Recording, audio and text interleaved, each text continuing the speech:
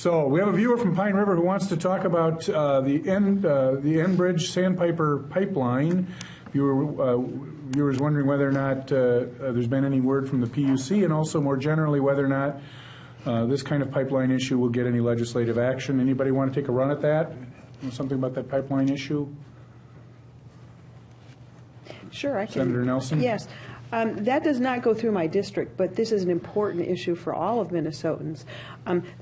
Because that pipeline has been so delayed in the getting that PUC approval, one of the things we saw happen this fall particularly was the oil that was being brought through on rail cars, which could have come on the pipeline. And I was at one of the transportation hearings.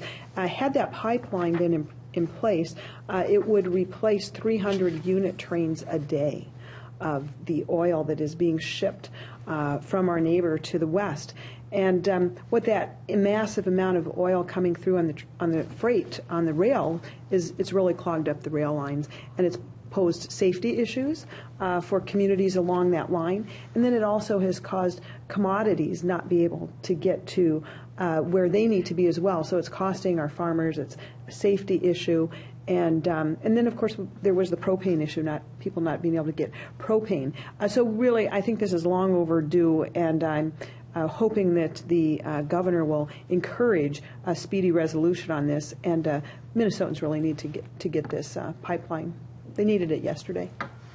Any other thoughts on that? Well, the pipeline is going through sensitive environmental areas. My family owns a small tree farm near Park Rapids, so it goes through country that I know pretty well. I've spent a lot of time at, and it's not a kind of area where you just slap a pipeline in the ground and assume there aren't any possible ramifications. And so the process needs to work itself through, and it is a deliberative process. It takes time.